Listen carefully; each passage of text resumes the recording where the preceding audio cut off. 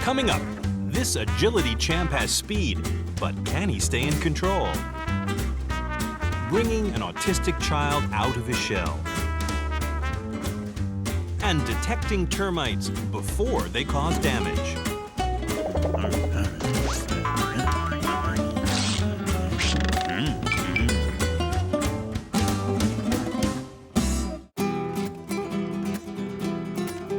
The city of Saragossa in northeast Spain was founded 2,000 years ago.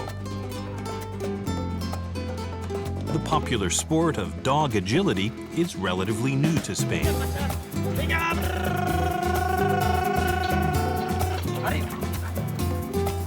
Eliti is one of its bright lights. He's won 15 competitions and was one of only 4 Spanish dogs to qualify for the 2000 World Championships in Helsinki. Tomorrow, Eliti has a big competition in Barcelona.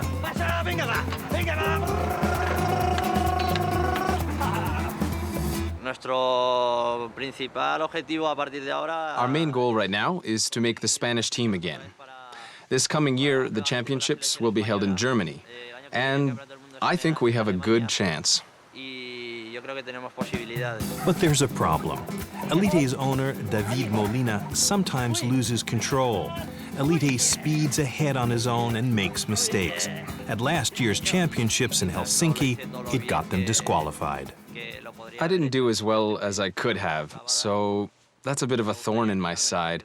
I'd like to get rid of this thorn because the dog is now at an ideal age. He's 6 years old now and he's in top shape. He has great potential to qualify. In agility competitions, handlers direct their dogs through a challenging obstacle course in a race against the clock. To excel, dogs need the right combination of speed and technique.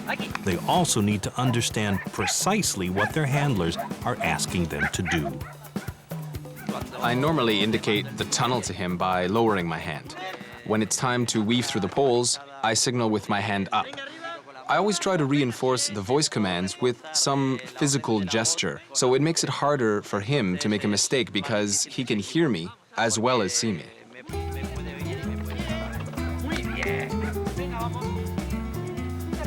There will be close to 100 dogs at tomorrow's competition, but David is feeling confident.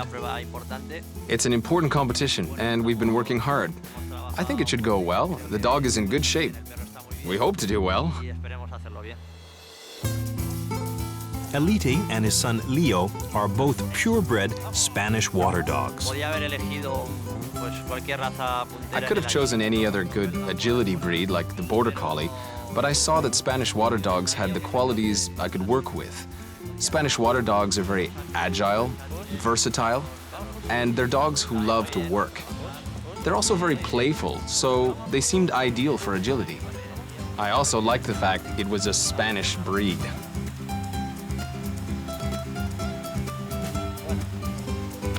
¿Qué vamos a hacer mañana? ¿Elite? ¿Lo haremos bien? ¿Qué te parece? Eliti wasn't always friendly and outgoing. He'd been abused by his previous owner. I saw that this dog had incredible energy, but he was too wild. He needed to be worked on. He needed a lot of love. It didn't seem like he'd had a very good life. He was aggressive with other dogs and with people. I didn't really know anything about dogs when I got him. I was 21 or 22. I was a bit wild too. Eliti was just as good therapy for me as I was for him.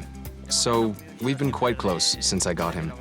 And agility has really helped both of us, to the point where he's probably one of the best dogs in Spain.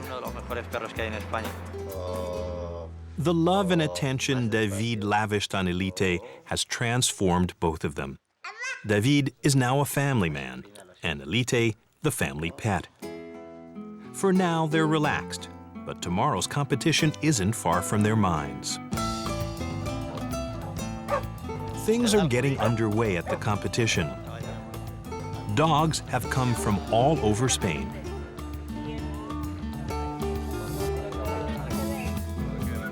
There are 2 rounds. Eliti is number 26, so he and David have a 2-hour wait for their turn. David likes to keep his distance from the competition.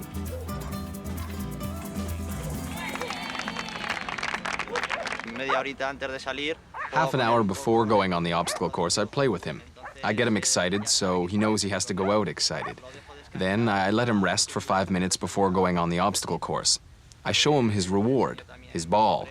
I'll give it to him at the end of the obstacle course. He knows he has to earn it, so he'll go all the way. Y va a ir a por todas.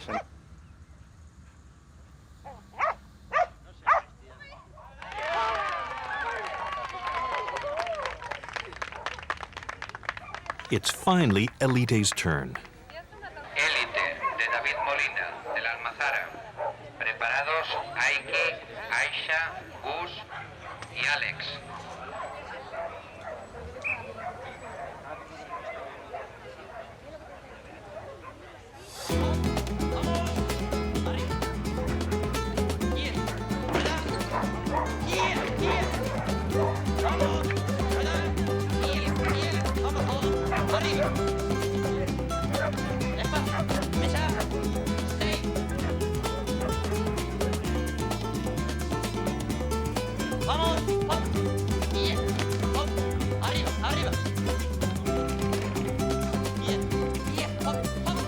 David loses control of Elite, and the dog jumps over the hurdle from the wrong side.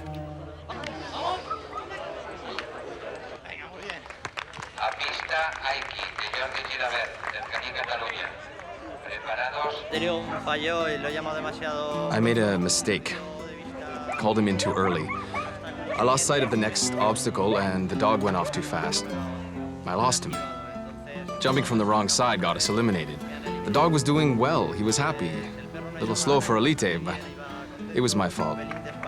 It was my fault. Elite and David are disqualified from round 1, but there's still the second round to come. It's sad, but that's the way it is.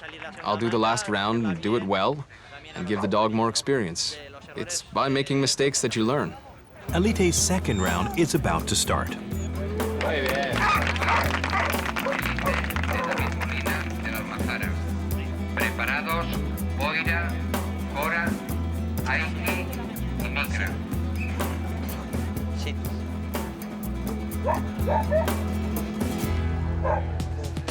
Vamos, hop, hop. Túnel, túnel.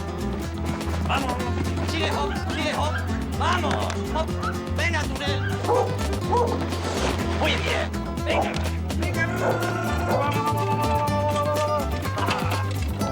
Hop. Aquí, hop. Muy bien. Sigue.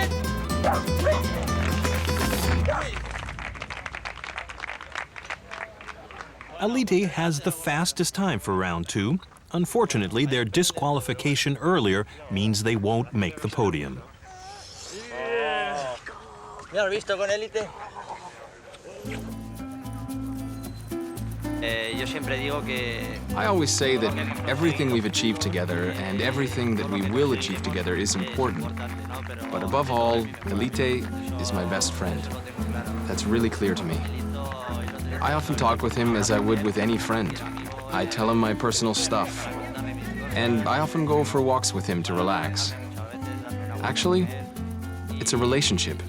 He's been a very special being in my life. He's been much more than competitions, prizes, and all those other things we do. Much more than all that.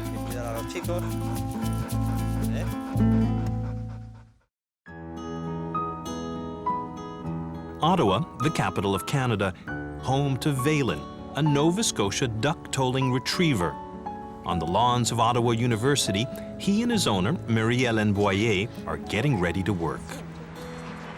Oh boy, Valen, who's that? Yeah. Oh boy. Hi. How are you doing? Hi, Sarah. Hello. Good stuff. It's Valen's second session with Kevin, an autistic 8-year-old. Valen's job is to help Kevin work on communication and motor skills. Two more. What's that? You said 3 times. 2. Another time. 3. Good. Now, how do you tell Valen, let's go? Oh, that's mine. How do we say, Valen, let's go? How do we say, Valen? Walk. Say, Valen, walk. Valen, up. Where's Mommy? Where's Sarah? Kevin's disability is really hard to define. He's, as far as we can tell, has a mixture of autism and cerebral palsy. He has very poor motor control and has very few verbal skills. He communicates mostly using hand gestures and signs, and is making a big effort right now to learn to communicate. Good boy. You're a pro. I swear, just 1 week. Right now, Kevin's learning to walk with Valen by holding onto his harness. We're also working on basic commands, both with the dog and the child, to get them to stop and wait. Over here. So we can see. Yeah, so we can see. And say, Valen, Valen, down. Oh, yeah. Down. Good for you. Good boy. Oh, softly. And now we gotta pat the dog. Come and pet Valen. Come and pet Valen. You Come go and and pet help Valen him, please, softly. Sarah. Gotta come pet Valen first. One. Actually just learning to pet the dog gently with his hand, with a flat open hand. And it's the conditional reward system. In order to work with the dog, he has to pet the dog 3 times softly before we can continue. And so that's where we're at right now. And a couple from Sarah. Oh, can you count up to 3? Good stuff, Sarah. We're working with the entire Sharma family right now because it's working with a child like Kevin, you can't take them out of their family context. The family is part of everyday life, and the family needs to learn to work with the dog and with the new skills as well. It's a package deal. So mom and dad are perfect motivators for targets to walk to. We also work with Kevin's older sister, Sarah, who as a sibling has found herself missing out on a bit of the attention because of the amount of time her brother requires. And basically, we're teaching Sarah to be the dog handler in the family. So she now has an extra responsibility that makes her very proud, which is to handle the family dog so that she can enjoy time with her brother. And it makes her part of the entire therapy process.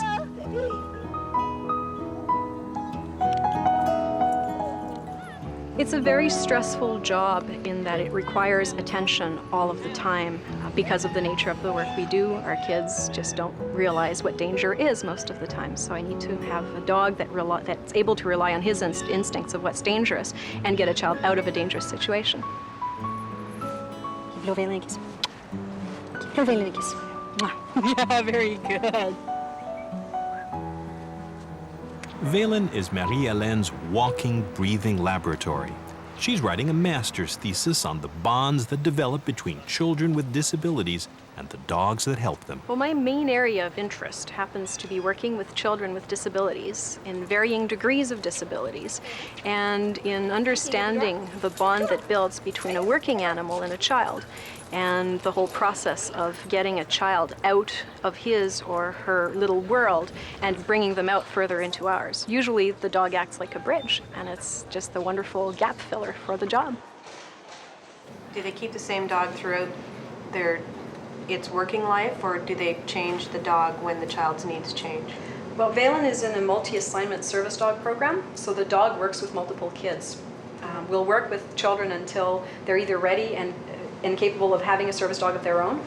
We also help them train the family pet so that the family dog can become a bit of an assistance as well. Valen works about 20 to 25 hours a week, and that's very intensive work of high energy, high input work. He works on a daily basis, almost 7 days a week, and he's on call 24 hours a day when we have specific surgical needs, so a child that's undergoing surgery and is having some major emotional crisis over it. We're on call, we go.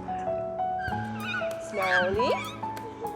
Slowly. After only 2 months of weekly sessions, Valen's work with Kevin has made a remarkable difference. Well, we were very surprised to see how quickly he's adapted to seeing him and right away going into some of the instructions that we do with him. So very surprised. He's very highly motivated to work with Valen, holding onto the handle, which is very important. He's following the instructions and he's going through the routines that we would like him to see.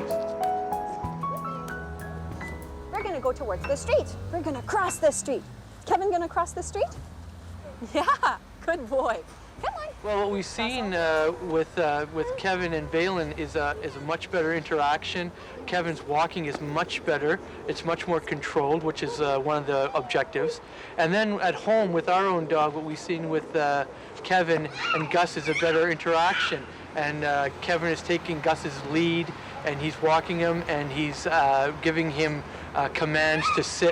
So that's something that we haven't seen before, and that's what we think we attribute to the way that Valen and Kevin have been working together. So that's what we're finding at home now.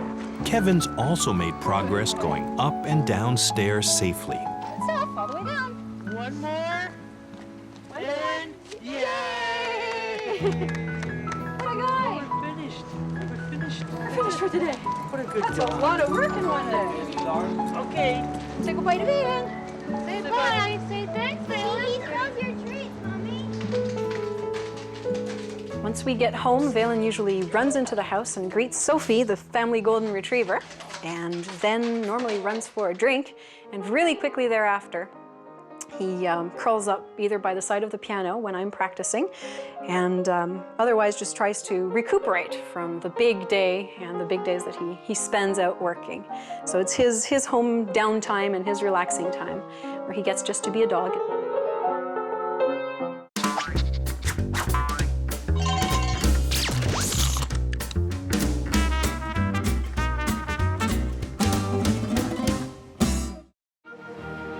Ah, Florida, the Sunshine State.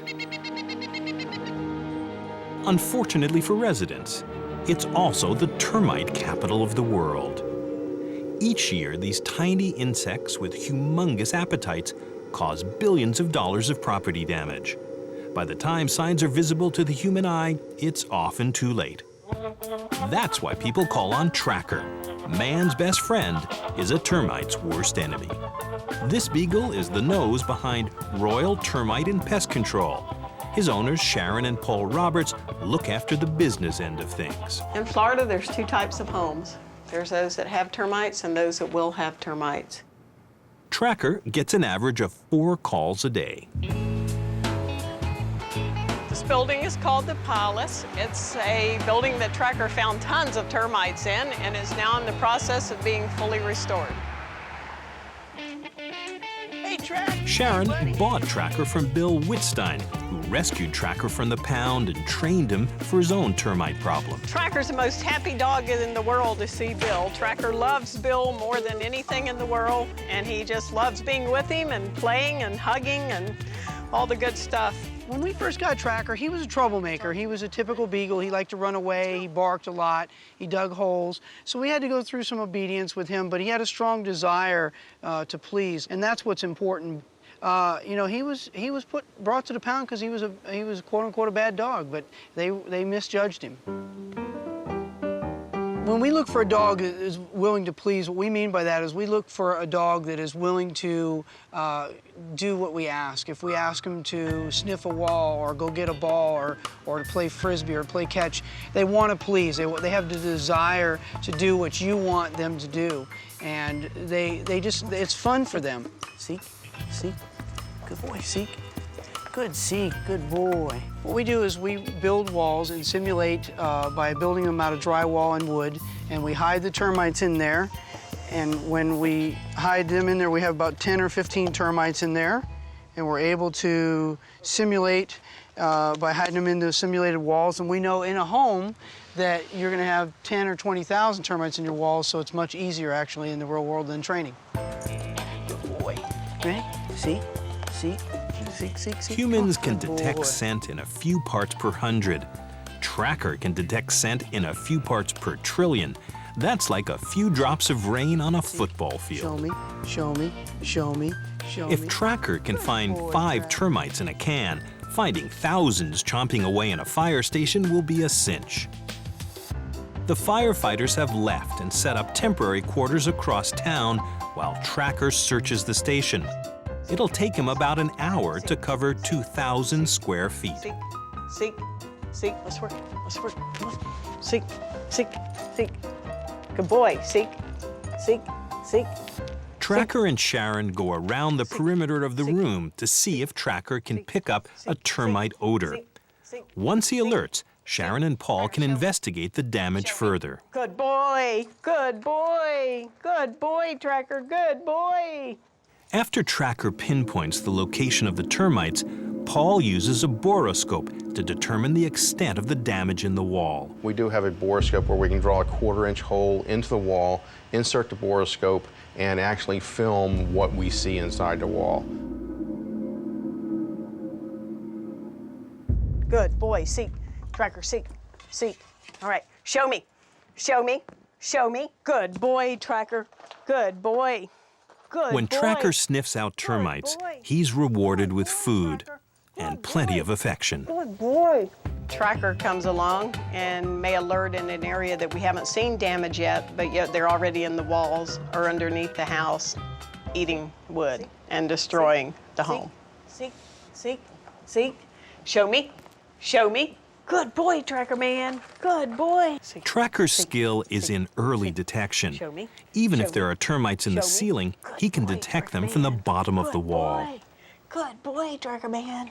As a fireman, we're on call 24 hours, and living here in the station, we didn't realize there were so many termites. And seeing Tracker, the dog, come in and go straight to the lockers, find the termites in the wall, it was really amazing. And as you see now, they're tending the station to get rid of the problem. Once Tracker detects termites, the building is fumigated. To hold the gas in, it's tented using large tarps. 3 months from now, Tracker will be back to do a checkup. At home, Tracker has to share Sharon and Paul's affections with Hunter, TJ, and Chewy. It's a good girl. Chewy, Chewy, Chewy. It's like having triplets. It's just full triplets, except that they're beagles and they run around constantly and they're never still and you're always watching them. You have to make sure they're not gonna tear something up or get a little too rough with each other. So it's kind of like, I think, having triplets.